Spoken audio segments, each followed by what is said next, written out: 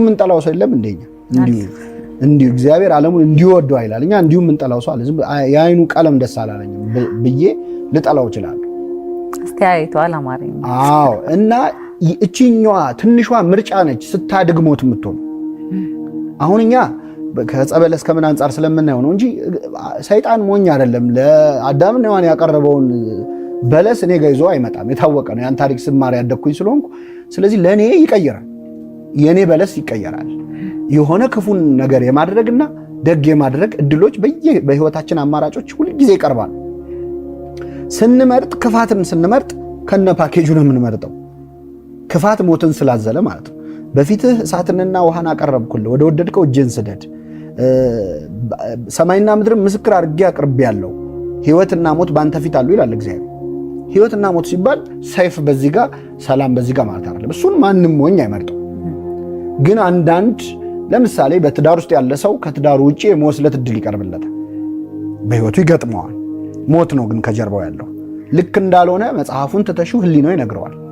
የሆነ ሰው እሱ ጋር የሆነ ሰርቪስ ለማግኘት የመጣን ሰው ጉቦ ክፈል የማለትና ያለማለት እድል ይሰጠዋል። እና ምንድነው ሰይጣን ሲኦልን አያሳምርም፣ ወደዛ የሚወስደው መንገድ ግን ቆንጆ ማድረግ ይችላል የሚል አባባል አለ። ስለዚህ ሞት ስለተባለ ሞት ይሸታል ማለት አይደለም። ከላይ ስታየው ስክሪን ሴቨሩ ውብ ሊሆን ይችላል።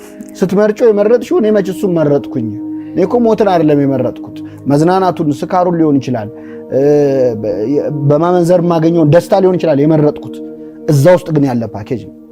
እና በዚህ አይን ብናየው የግድ ሞት ሲመረጥ ሞትና ሕይወት ተብሎ ሰውማ ሞኝም አይደለም።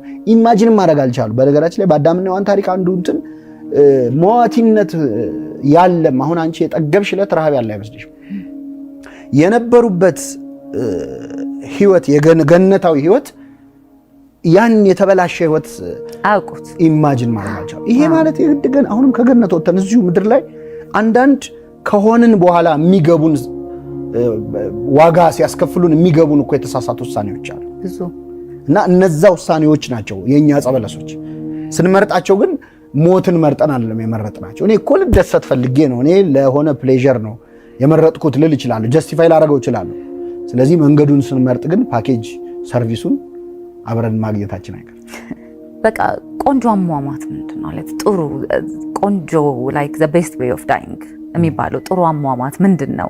ከላይ ሂ ዳይድ ዌል ይባላል። አንዳንድ ሰው በቃ ጥሩ ሞት ነው የሞተው ይባላል። እና ከሳይኮሎጂካል ፖይንት ኦፍ ቪው ከሃይማኖትም አንፃር ምንድን ነው ጥሩ አሟሟት ጥሩ ሞት ምንድን ነው?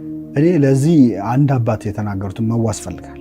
በጣም ትልቅ አባት ብፁዕ አቡነ ጎርጎርዮስ ይባላሉ። የሸዋ ሀገረ ስብከት ሊቀ ጳጳስ የነበሩ በመኪና አደጋ ነው ህይወታቸው ያለፈው እና ሰው የሚፈልገውን ከሰራ የሚጠብቀው ሞቱን ነው ይላሉ።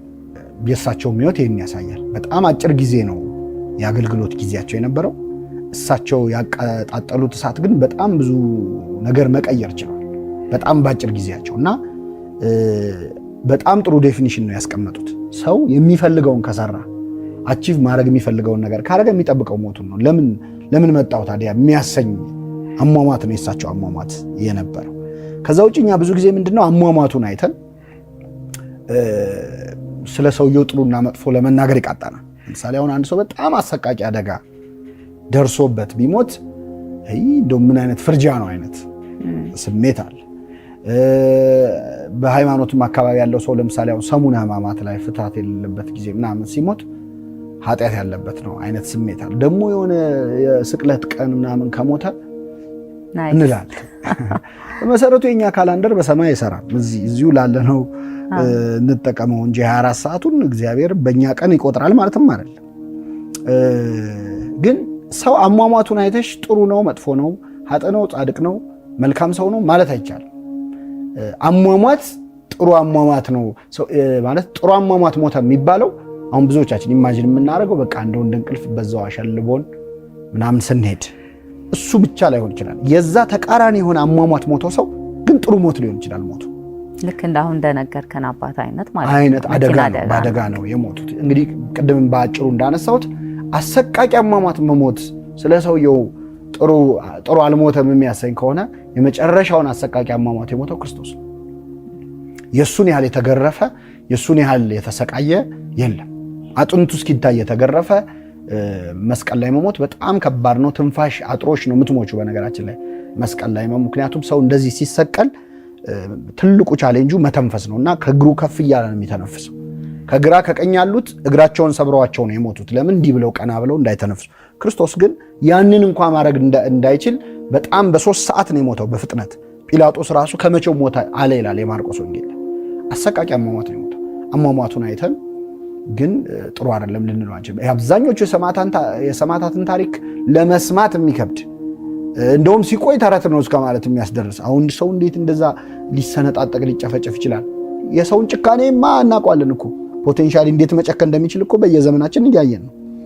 ስለዚህ በዛ ደረጃ የሞቱትም ሰዎች ሞታቸው ውብ ሊሆን ይችላል። በአንጻሩ ደግሞ ምንም ጣራቸው ሳይበዛ ሞተው ግን ሰርተው ያለፉት ነገር ነው ሞቱን መልካምም ክፉም የሚያደርገው። በእርግጥ አንዳንድ የሚቃይ መጽሐፍ ቅዱስ ቃል የሚገባው አለ። ለምሳሌ እድሜ እንዲረዝም የሚል ቃል ቅድም ነግሬሻል ነበር። ኢዮብን አሁን እግዚአብሔር ቃል ሲገባለት ማን ነው ብዙ ጻድቃን ኢዮብን እንኳን አይደለም ልጆች ዓይንህን ይከድናሉ ይላል።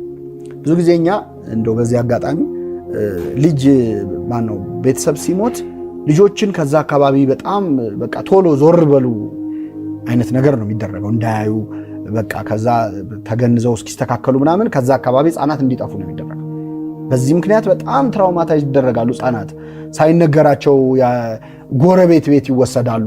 እናቴ ሄደች አባቴ ሄደ ውጪ ሄደዋል ምናምን ይሄ በሚገባቸው ቋንቋ መንገር ምንም የተለየ ታሪክ የለውም። ወደ እግዚአብሔር ሄደዋል ነው የኛም መልስ አይደለ ሌላ አይደለ። ያንኑ መልስ ህፃናቱ በሚገባቸው ልክ መንገር ያሳርፋቸዋል። ግን ብዙ ጊዜ ልጆችን ጎረቤት መውሰድ ሌላ ቀን ከሚደረግላቸው የተለየ እንክብካቤ ይደረግላቸው ግራ ይገባቸዋል። ልጆች ማለት ሲያጠፉ አይቆጧቸውም ምንድነው የሚል የነፍስ መጨነቅ አለ። ግን መጽሐፍ ቅዱስ የዚህ ተቃራኒ ነገር ምሻል ልጆች ዓይንህን ይከድናሉ ይላል። ማለት አስከሬን እግዚአብሔር አንዱ ለሰው የገባለት ቃል ኪዳን ምንድነው? ስትሞት ዓይንህን የመጨረሻ ዓይንህን መክደንን ለልጆች ይሰጣሉ። መሰናበት አይቶ ይቆርጥለታል ሲቀበር ያየ ምናምን የሚባለው ተራ ነገር አይደለም።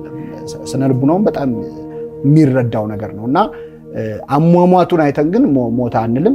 በህይወት ዘመኑ ግን አድርጎት ያለፈው ነገር ኖርና ሞተ የማያሰኝ አይነት ህይወት ከሆነ ማድረግ ያለበት ለነቢይ መኮንን በጣም እናከብረው ደራሲ እና ገጣሚ ቀጥታ ልለው አልችልም፣ ፓራፍሬዝ ላደርገው እችላለሁ። አንድ ግጥም አለው